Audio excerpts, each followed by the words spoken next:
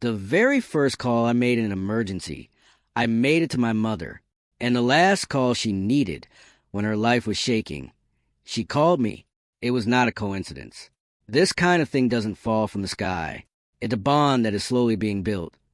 Over 53 years, one simple gesture after another, one discreet sacrifice after another, a love laid like a brick every day. My mother's name was Margaret Hayes, and she was not a complicated woman. It didn't need to be.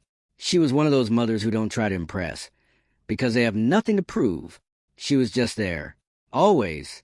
She was the one who attended every one of my baseball games as a kid, sitting in a folding chair that she carried herself, as if it were a sacred mission. The one who prepared my lunch until late in my teenage years, even when I started to find it embarrassing, because in her head, as long as I was her son, I was entitled to that. And she was mostly the one who stayed awake until I came home when I went out late. Not to punish me, not to watch me like a policeman, but because she couldn't sleep until she was sure I was alive, whole, safe. That was Margaret Hayes. That's what we've always been like. She didn't make big speeches about love. She didn't make theatrical statements. Love, for her, was an act, a habit, a reflex, something she did every day, in silence, without asking for applause, without keeping a list of what she had given. When my father died 12 years ago, on a Wednesday morning in November, one of those days that changed the color a whole month, she didn't collapse like in the movies. She suffered, yes. She cried, yes. But she bore this pain as she carried everything else, with an almost intimidating dignity, her head erect, her jaw clenched. She sold one of her cars to pay for the funeral. She didn't even tell me about it until it was done. She kept the house alive on a fixed income, calculating every expense like a general prepares for a battle. And yet, she still managed to make sure that there was a hot meal on the table every Sunday for anyone who walked through the door. Family, neighbors, friends, anyone. She fed people as if feeding was praying. And in 12 years, she has never called me to tell me that she was struggling. Not once. Not a complaint. Not a sigh intended to make me feel guilty. Nothing. So get this right. When Margaret Hayes called me at 7:42 a.m. on a Wednesday morning and told me that her breast felt funny, I didn't think twice. I didn't calculate. I haven't weighed my options.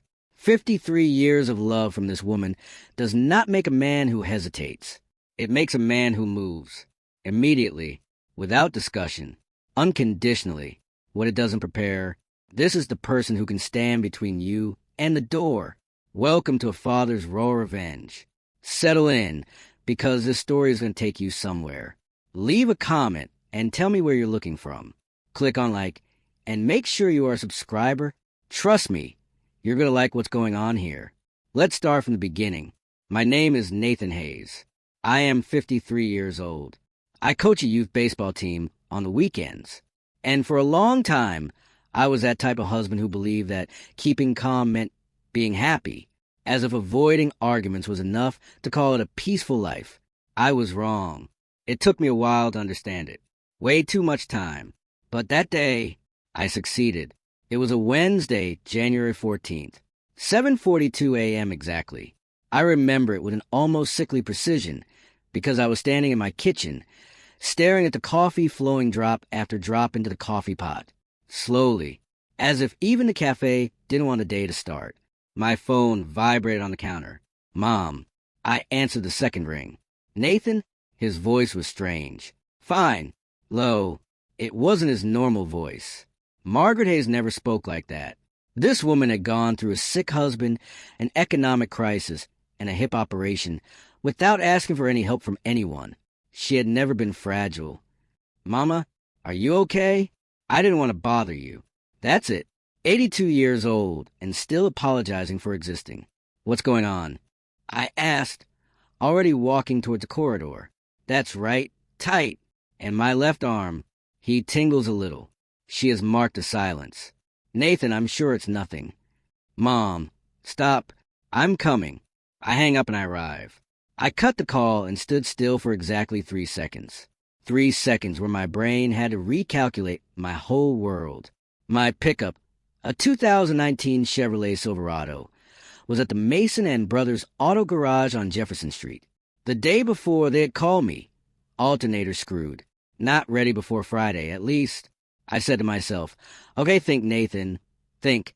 My wife's car, a gray Toyota RAV4, was parked quietly in the driveway. Full done. She had filled it on Monday, as if the universe had anticipated this moment. My wife was upstairs. I could hear the shower running. A long shower. Luxurious. 30 minutes every morning, as if she were preparing to climb on a podium. I positioned myself at the bottom of the stairs. Claire, the shower continued. Claire, the water cut off. Then a long silence. Not the silence of a worried person.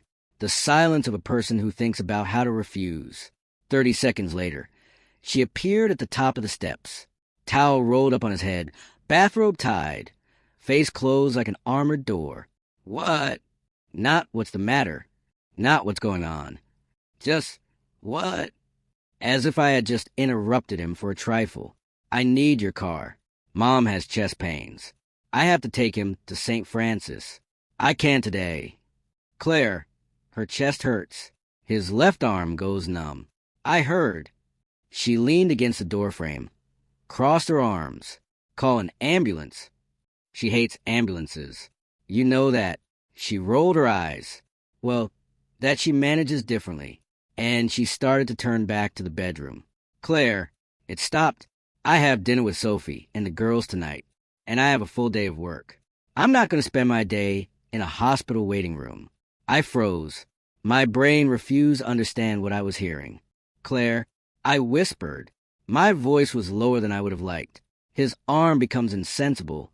She half turned, and she looked at me with an expression I'll never forget. No guilt. Don't worry. No compassion.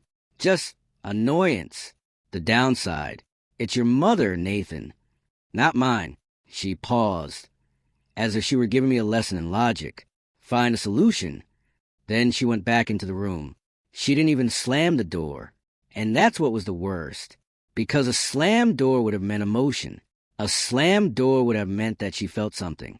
No, she simply closed it gently, as if she had just told me that there was no more milk. As if an 82-year-old woman on the verge of cardiac arrest was just a scheduling problem.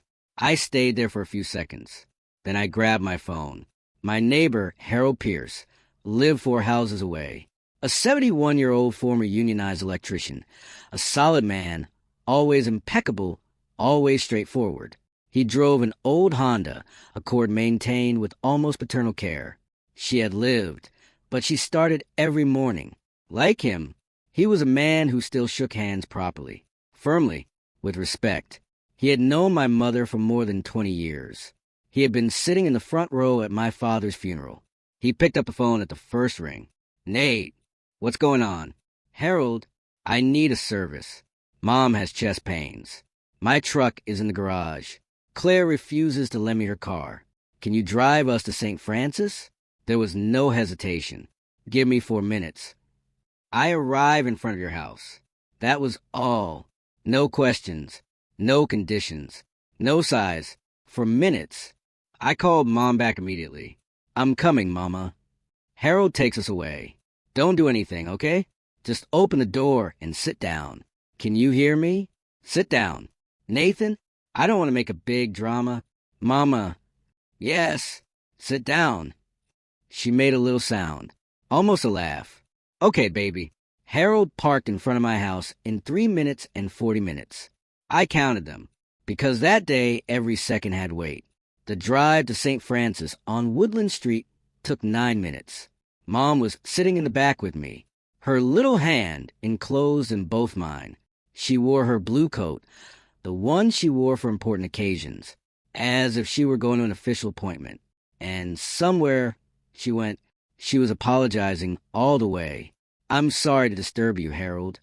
Margaret, I was watching the news. It was nice to go out.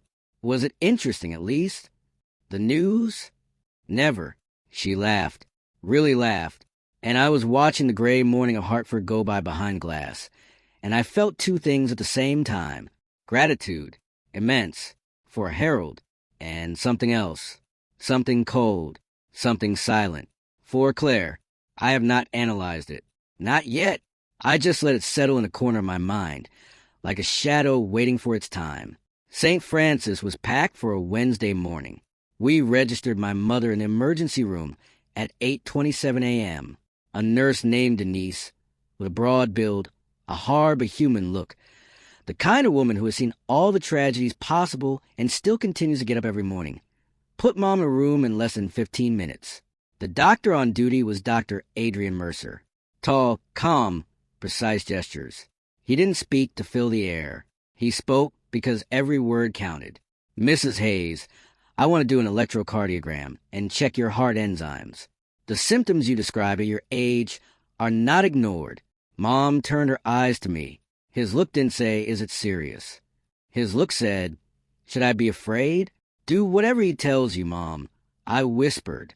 She nodded. Then she raised her hand and touched my face. You came? She said that simply, as if she hadn't been totally sure that I would come. And that sentence almost destroyed me. I will always come, Mama. She patted my cheek twice. Then she lay down and closed her eyes. I waited in this waiting room for 2 hours and 40 minutes.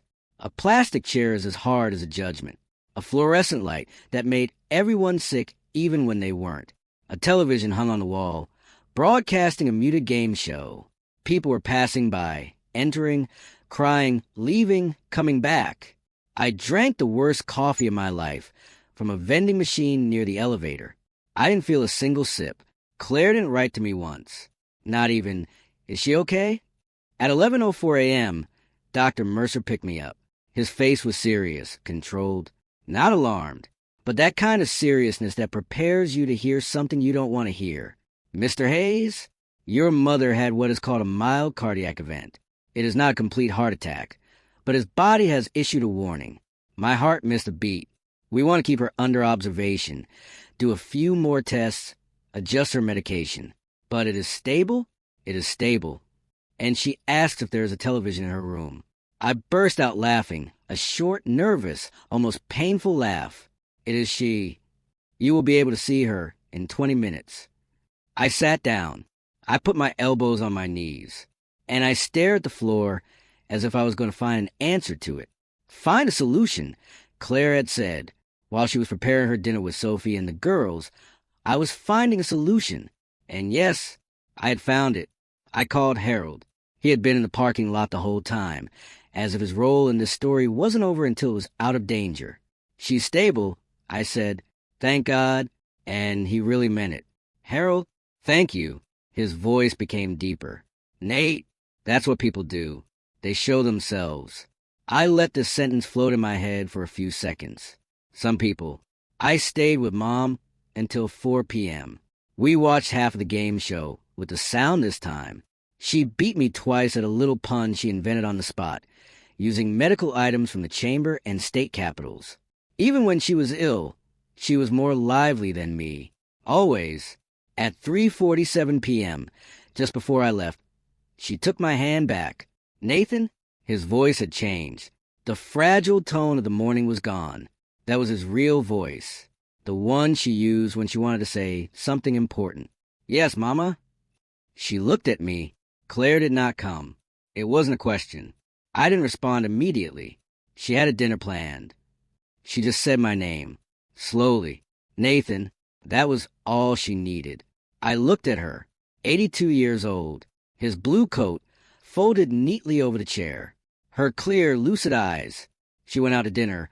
Mama? With her friends. The words fell into the room like a heavy object. Mom didn't scream. She didn't sigh. She didn't insult Claire. She didn't ask why. She only nodded very slowly and then looked out the window. The light of Hartford bathed the buildings in a golden color. Tired, as if the city itself needed rest. She didn't say anything more, but I saw something go over his face. Something that felt like a decision. I kissed her on the forehead at 4:02 p.m. I walked out of St. Francis into the cold Connecticut air. Harold came back to get me. We rode in silence, a comfortable, respectful silence. And on Blue Hills Avenue, while the dead leaves swirled in front of the windshield as if the world was getting rid of what it no longer wanted to wear, I understood one thing. I wasn't mad at Claire. I was completed. If you've been listening to this story so far, please do us a little bit of a gesture. Subscribe. Many watch without ever subscribing, but it costs nothing and it changes everything. Also leave a like and tell me in the comments what you think. Some people spend their lives making withdrawals in a relationship without ever depositing anything into it. Claire, on the other hand, had been overdrawn for years. A.M. Thursday, January 15th, 6:58 a.m. I woke up before the alarm. That's how you know there's something weighing on your chest, something that even sleep can't push away. I lay on my side of the bed. The left side, always the left side. 11 years of marriage, and I was still sleeping as if I was leaving room for someone who wanted to be there. I stared at the ceiling. Claire was fast asleep. Her hair spread out on the pillow. His regular, peaceful breathing. This woman could have slept during a storm, during a trial, during a divorce. I got up slowly, went downstairs, made coffee. Yes, with the noisy machine. And no, I didn't feel guilty. Not for a single second. She had chosen a dinner at the restaurant while my mother's arm became numb. She could survive the noise of the coffee. I sat at the kitchen table and watched the morning come into the window above the sink. My phone was upside down. I turned it over. No message from the hospital. And at 7 a.m., no news often meant good news. I thought of Mom. To his small body in this hospital bed, to this folded blue coat as if she wanted to remain elegant even in her illness, to his hand on my face, and to these 2 words, "You have come." 2 words, and yet they contained 82 years of love. It almost broke me, again alone in that kitchen, with my coffee getting cold. She had come for me all my life, without hesitation, unconditionally. The least I could do, it was to come for her. I was on my 2nd cup when I heard Claire coming down the stairs. She entered the kitchen in her bathrobe. She looked at the coffee maker, then at me, then at the coffee maker again. "You made coffee?" "Every morning for 11 years. I replied. Unbelievable that it still surprises you. She poured herself a cup and leaned against the counter. There was a silence. This kind of silence that only married couples understand. A tense silence, waiting for a truth to come out. She finally spoke. "How is Margaret?" "Not your mother." "Not Mom." Margaret, as if she were a colleague. A woman she would have met at a party. "Stable. Mild cardiac incident. They keep it for another day." Claire repeated slowly, as if she was trying to figure out if she should be worried. "One more day." Another silence. "And your dinner?" I asked. She blinked. Once. But I saw it. This small micro-movement that betrays a malaise. It was good. She took a sip. "Nathan, I want you to know that yesterday it was really complicated for me." Complicated. I let her swallow that word on her own. "Yes, complicated. While your mother-in-law had distress signals in her heart." "Claire," I said it the way my mother had said my name the day before. One word. A single blade. It froze. "I'm not doing that now." I said, "I'm just trying to explain." "I know." I stood up. I rinsed my cup. I grabbed my phone, my jacket, my keys, and even my double because my truck was still in the garage. I went to the door. "Where are you going?" she asked. "See my mother." I didn't even turn my head. Harold drove me again. He didn't ask any questions. He did not try to analyze. He just drove. One hand on the steering wheel. The radio on a very low country station. There are friendships where words are no longer necessary. Harold and I had that. We arrived in St. Francis at 8:40 a.m. "I'm waiting for you here," he said. "Harold, you don't have to." He looked at me over his glasses. "Nate, I'm waiting for you here." Then he added, "Some people show themselves. Never forget which ones." This sentence has become engraved in me. When I entered the room, Mom was sitting in bed. The color had returned to his face. His gaze was clear. She was wearing her own nightgown. She had refused a hospital gown on the first night, and honestly, it filled me with respect. My mother couldn't stand being turned into a patient.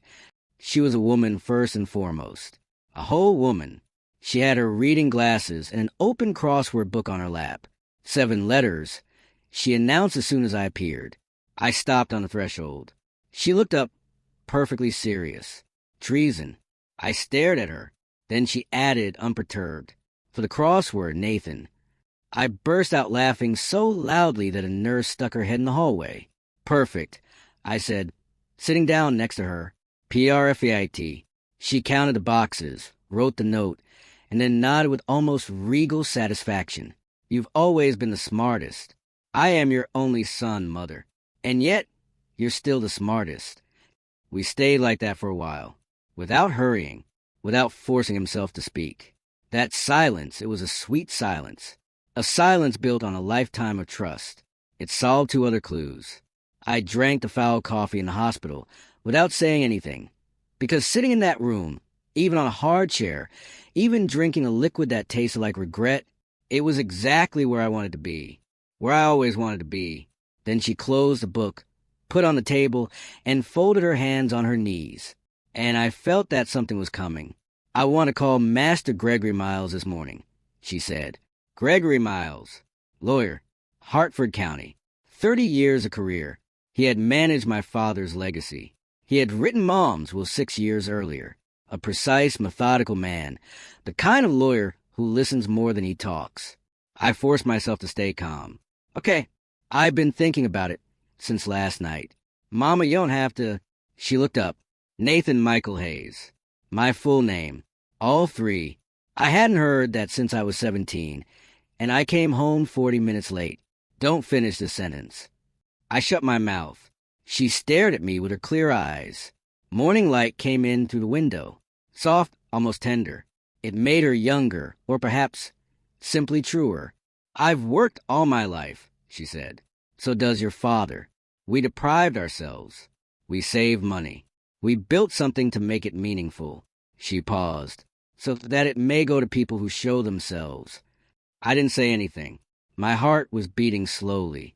Claire didn't show up, Nathan. "I know. It wasn't just this Wednesday." She continued. "Not at the meal after your father's funeral.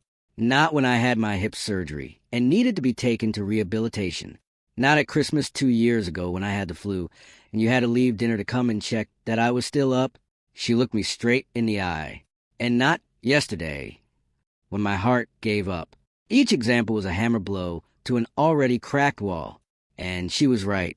She had always been right. I had just stubbornly made up excuses.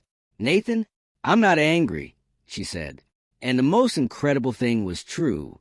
His voice was calm, stable, without hatred. "I'm just lucid." She grabbed her phone. Then she took a small folded paper out of her glasses case. A number written in his hand, neatly, carefully. The direct number of Master Miles. She had prepared that. My mother never made decisions on a whim. This moment was a culmination of whole years. "Do you want to go out?" I asked. She thought about it. Then, "No, rest." A word.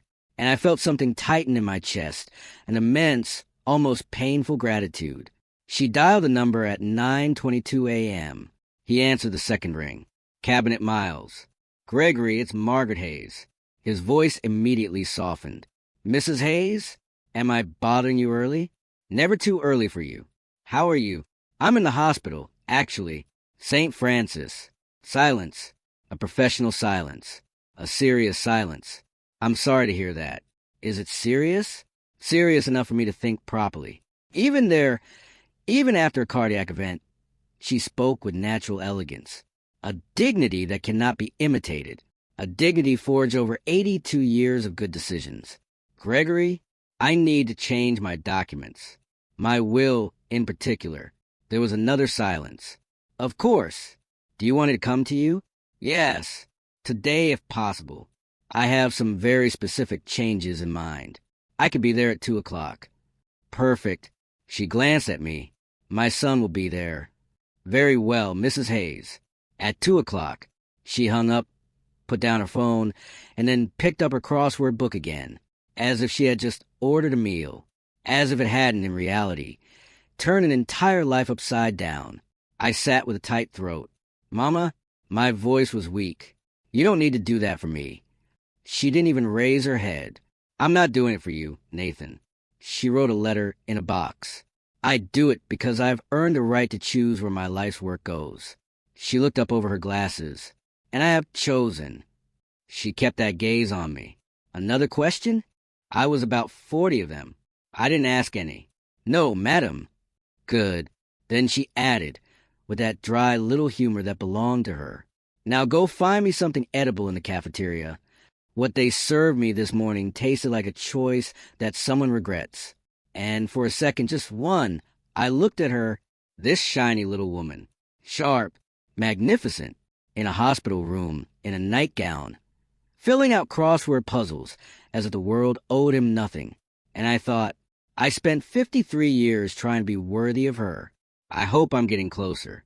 20 Master Gregory Miles arrived at 1358. Charcoal suit, leather briefcase, gray hair cut short. He shook my hand firmly, with the respect of a man who knows how to recognize the weight of a situation. Then he sat down in front of Mom with a yellow pad and a pen that was probably worth more than my alternator. I stayed in a corner, quiet, a simple witness. The conversation lasted 47 minutes. I am not going to repeat every word. Some things deserve to be kept private, but I can tell you this. When Master Miles closed his pen and put his pad in his briefcase, the document that Claire Hayes had been counting on for 11 years had been completely rewritten. The house on Maplewood Drive, paid for since 2009? Nathan. The investment accounts that my father had built up over 30 years? Nathan.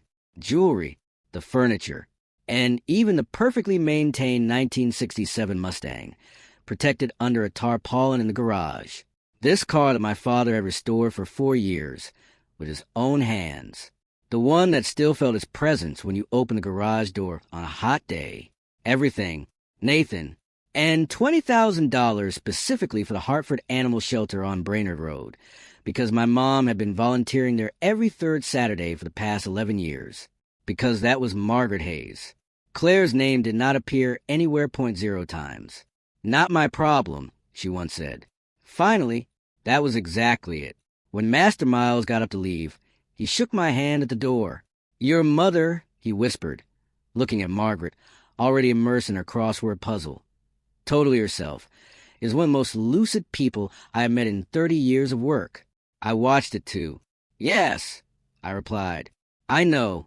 I was discharged from the hospital at 4:30 p.m.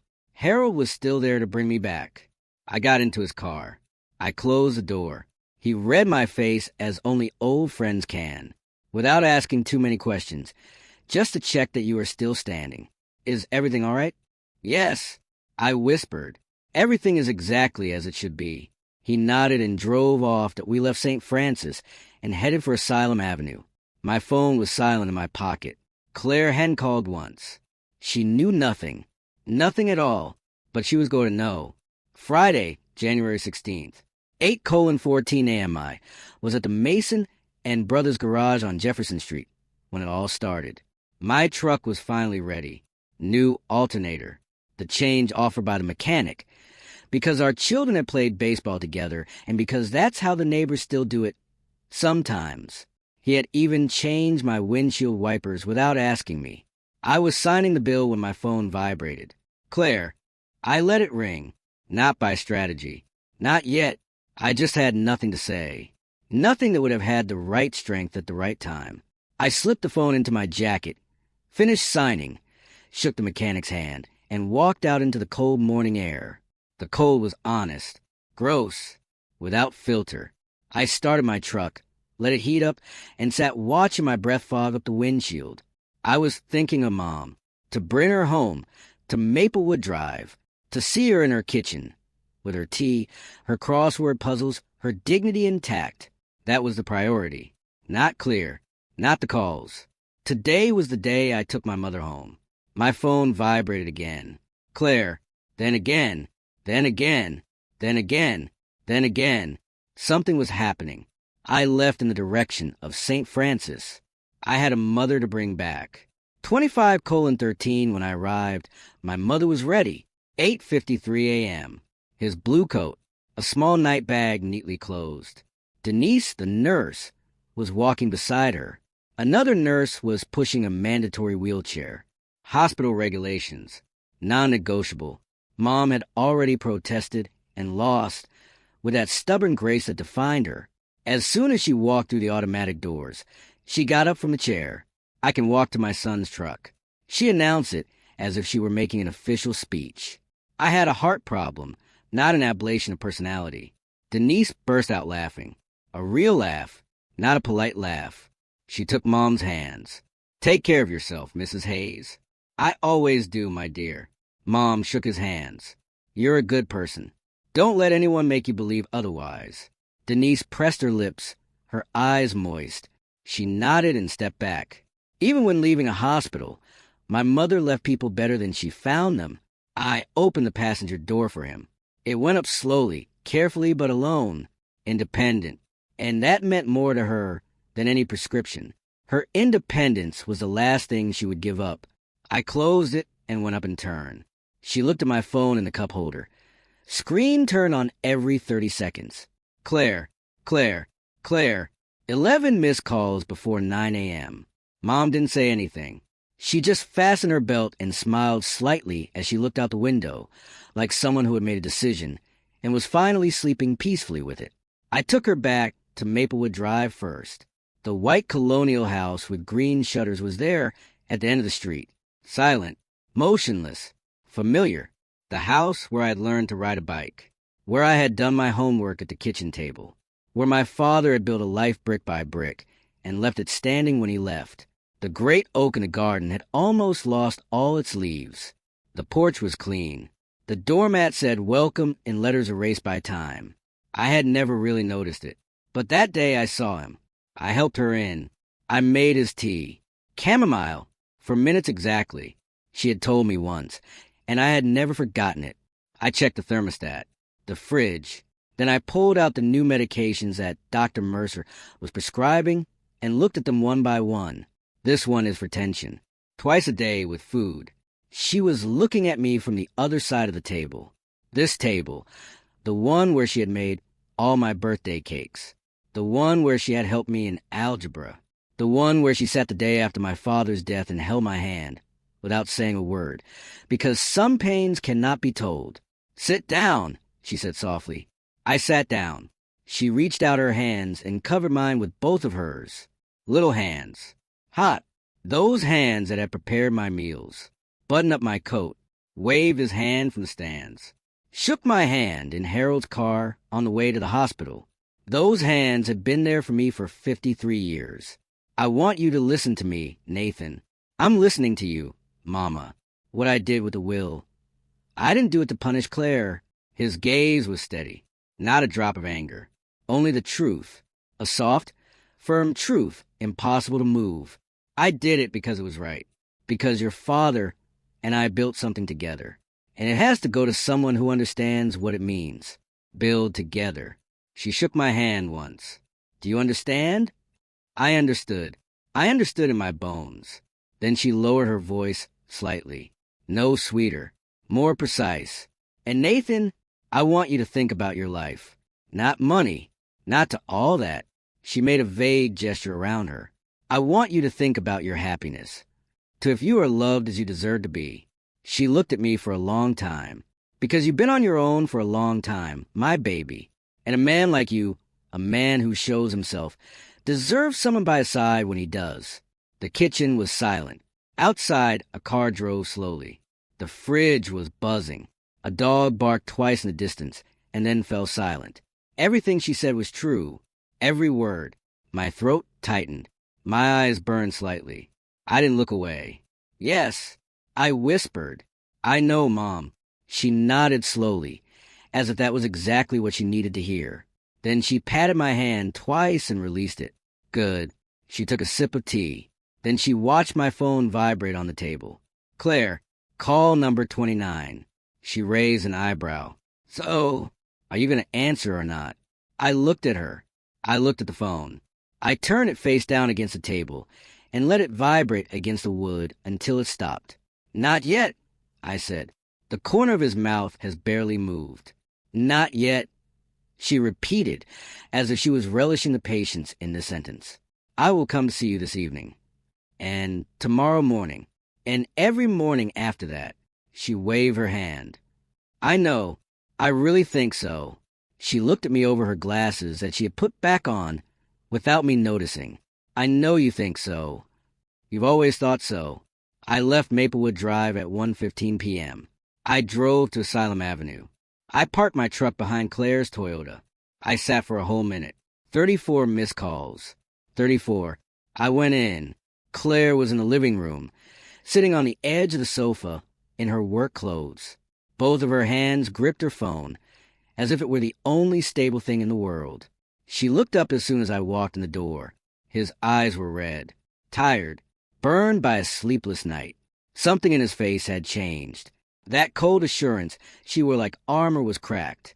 And under this crack, there was a woman who had just spent the day understanding the exact extent of what she had done. A small voice in my head whispered, "Good. Stay there." She stood up suddenly. "I've been calling you all day." I know. I hung my keys on a hook by the door, and in my head, I saw Wednesday night again. My mother lying in a hospital bed, cables on his chest, an infusion in the arm, the regular beeps of the machine. Dr. Mercer told me that his body had issued a warning, and Claire in the restaurant, baskets of bread, laughter, light discussions, while my mother's heart trembled in the dark. I let it settle in for a second. Then I looked at her. "Did you know?" His voice broke on the last word. "Did you know about the will?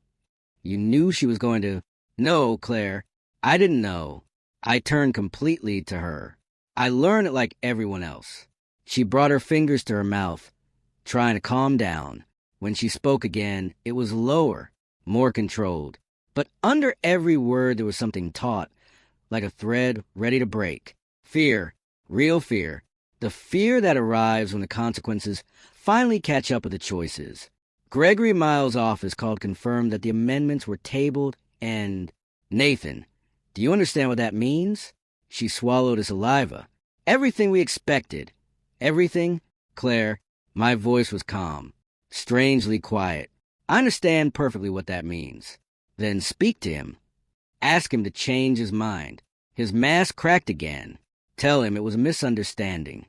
Tell him I was going to come to the hospital." You what?" It stopped. I took a step towards her. Not threatening, not violent, just present. Present in a way that I hadn't been in years, because I had nothing left to protect.